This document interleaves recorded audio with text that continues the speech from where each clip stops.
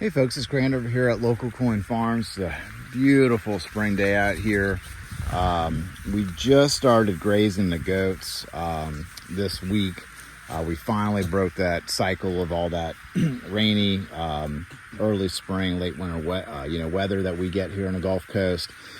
We have been putting them in that hoop house over there. It's a large deep bedding deal in an outside area where they were bedded down to kid, and so we're, for the most part, out of kidding. I think that there was a couple of does in here that are still going to have kids because some bucks got out and got to the herd. So we're dealing with a couple of like oopsies, pregnant does, but we'll just deal with that as they come. But anyway, the point of the video I wanted to shoot, I had put down a big stretch of compost here.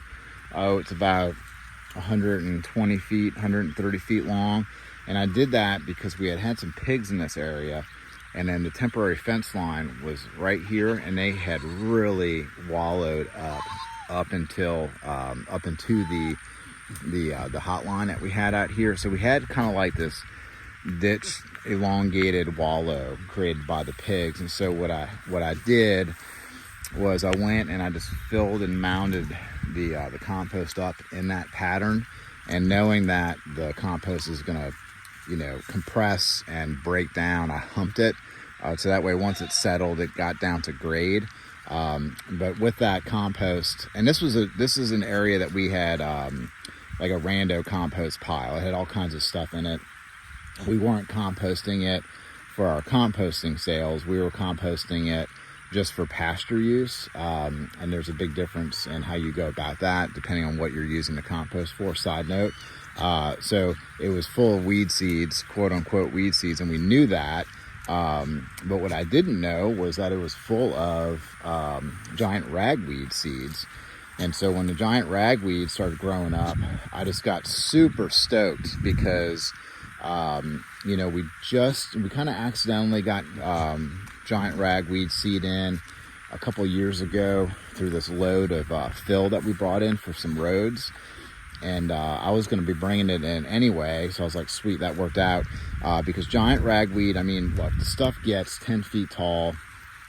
As you can see, the goats absolutely love it. They completely destroy it.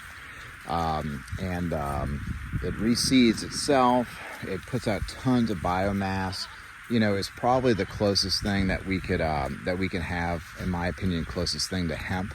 And the cool thing is that it's native and it grows for free. We don't have to seed it. It'll just seed itself. And so, the goats are really tearing it up right now, but it's so aggressive. What's going to happen is that all these side shoots, these auxiliary buds, are going to start growing out. So you can see how thick the stem is. It's almost as thick as my pinky. And they're going to eat the tips off. You can see how excited they are about the giant ragweed. And it's just an incredible goat grazing plant. And so yeah, I just can't sing its praises enough. Some people are probably listening to me say that and completely cringing and thinking I'm crazy. But it's a great plant. Yeah, so it's just a great plant. I'm super excited. I wish our whole farm had it. We would just increase the amount of goats that we'd be grazing on it, and increase our productivity with our goat enterprise. And so anyway, so that's what's going on in this area. The goats are just going to be super fat here. They've got all the ragweed. They got tons of dock in here on top of all the nutsedge and the clover and just all the smorgasbord of different things that we have in here. So yeah, great week to start grazing the goats, and they're going to be getting after it the rest of the year. Y'all have a good one.